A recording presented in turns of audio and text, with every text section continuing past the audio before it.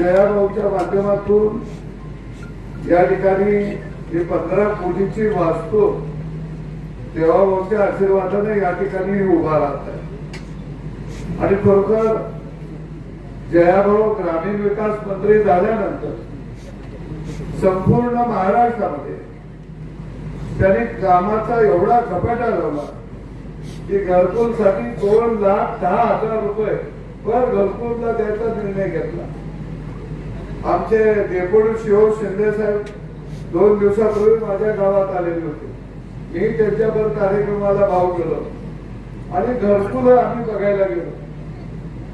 मलाही माहित नव्हतं की माझ्या गावामध्ये सगळी घरकुलं ही स्लॅबची झालेली आहे.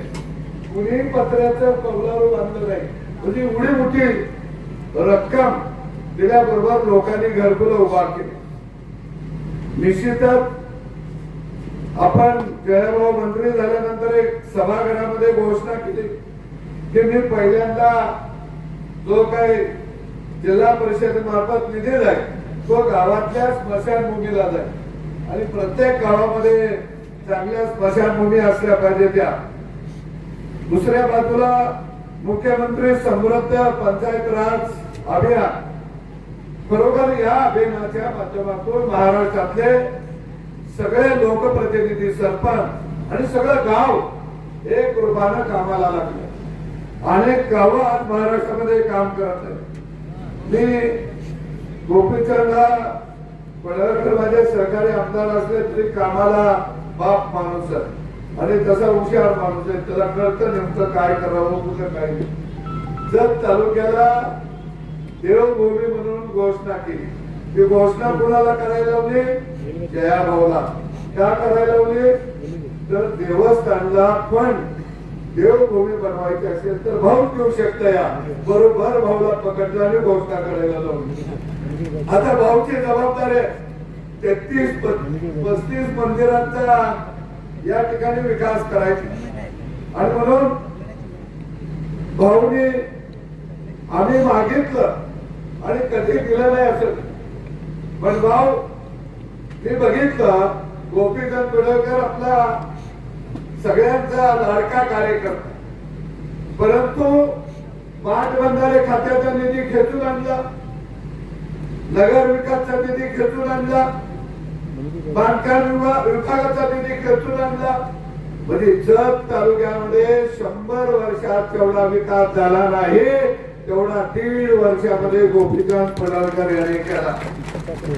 1.5 वर्षामध्ये नगरपालिका आणली, झेडपीचे सदस्य निवडून आणले, पंचायत समिती आणले.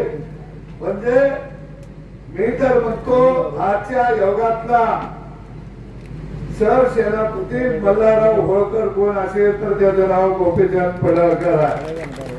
आता मी असं म्हणलो काही घडी उद्यापासून टीका करायला लागतील, पण आमच्या दोघांना आम्हाला माहित आहे की आम्ही कुठं बटन दाबायचं ते बरोबर दाबतो. आज इथं भाऊ आलेले खरोखर एक तडफदार दुष्काळ भागातलं नेतृत्व. सोलापूर जिल्ह्यामध्ये त्यांनी झेंडा फडकवला पंचायत समितीपासून झेडपीकडे. ताट मान असणारा नेता. त्यामुळं गोपीचंद पडळकर असेल नाही तर जयाभाऊ असेल या प्रस्थापितांना बरं वाटत. एखादा वार केला की त्यांना वाटतं यांनी का केला हे आमच्या बरोबरीचे नाही. पण या प्रस्थापितांना सांगतो हे आता बरोबरीचे नाही तर तुमच्या छाताडावर पाय घेऊन देवाभाऊच्या पाठीशी खंबीरपणाने उभा राहिलेले आहे. आणि म्हणून मी धन्यवाद देईन भाऊला की तुम्ही जत तालुक्याला भर भरून दिलं. मागाल ते तुम्ही द्या.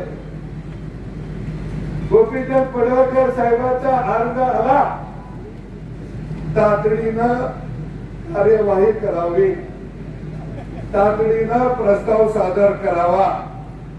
नुसता प्रस्ताव सादर होत नाही, त्याच्याबरोबर विकासाची गंगा लगेच त्यातला व्हायला लागते. पडळकर साहेब तुम्ही भाग्यवान आहे, पण भाऊला मी विनंती करू मला काही घेऊ नका, पण माझ्या अर्जावर तर तसा शेरा मला निदान मला बरं वाटेल, संध्याकाळी झोप लागल बाबा आपल्या अर्जावर शेरा मिळाला. हो आरडे साहेब, आरडे साहेब सध्या खुश आहे. काय त्याला बिचाराला वाटत होतं मला आमदारपद नगराध्यक्षापर्यंत आलाय, हळूहळू चालत राहा. पण चालत राहताना आमच्या जाग्यावर येऊ नका, नाहीतर म्हणणार सदाभाऊ तुम्हीच सांगितलं होतं म्हणून मी तिकडे. पण निश्चितपणानं एक भाऊ सारखा ग्रामीण विकास खात्याला गावगाड्याला मंत्री हा महाराष्ट्रामध्ये मिळाला. आणि नुसता मिळाला नाही, मी पत्रकारांना सांगतो मंत्रीपद हे देणारा आदरणीय मोदी साहेब आहेत, शहासाहेब आहेत, देवाभाऊ आहेत. पण मी तुम्हाला सांगतो ही दोन माणसं सत्याच्या बाजूने लढणारे आहेत. आणि देवाभाऊ साठी बाजी प्रभू व्हायला लागलं तर बाजी प्रभू होणार ही माणसं आहेत तुम्हाला मी सांगतो.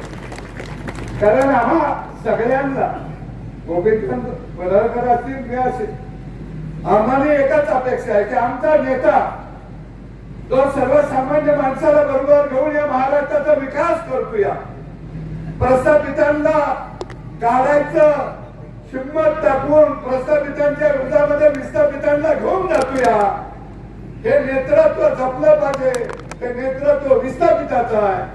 आणि म्हणून खऱ्या अर्थाने या महाराष्ट्रामध्ये पडळकर साहेब असतील, नाही जयकुमार गोरे साहेब असतील, ते छाती ठोकपणे काम करत आहे.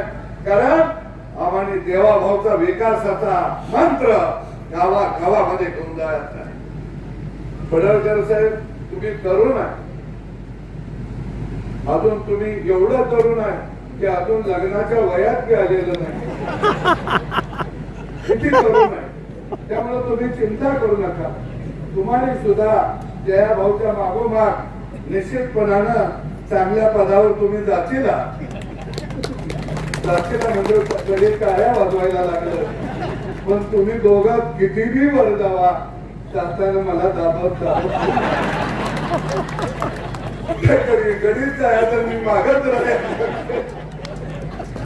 असं काही करू नका. पण तुम्ही चिंता करू नका. तुम्ही मला जर नाही घेऊन गेला आणि विमानात जरी बसला तर मी विमानाला कासरा टाकणार आणि त्याला धरून येणार. कारण आम्ही एक कुटुंब म्हणून जीवाभावाचे खऱ्या अर्थानं जया भावानी मी वागलो. मी एक किस्सा जाता शकतो. मी मंत्री होतो, सभागृहामध्ये एखादा प्रश्न मला नवा असल्यामुळं आणि ग्रामीण भागात शेतकरी चळवळीवर काम केले, विरोधक गडी धावत याच. आता गडी आला याला कुठेतरी आपण कोंडाळ्यात पकडूया. मी बोलायला अडकळायला लागलो की जयाभाऊ पुढे विरोधी पक्षात होते. आपला बसायचं आसन सोडून जयाभाऊ एवढे पळत जोरात सुटायचे, म्हणजे जसं जंगलात शिकारीला गेल्यावर जसा शिकारी पळतो तसं जयाभाऊ पळत यायचं, माझ्याजवळ बसायचं आणि बोल भाऊ बोल भाऊ. मी म्हणायचं काय बोल, काय बी बोल पण बोल. आणि मग मी बोलायला लागायचा. समोरचं म्हणायचं प्रश्न वेगळा आहे, बोलताही वेगळं. भाऊ म्हणायचं बरोबर आहे बोल.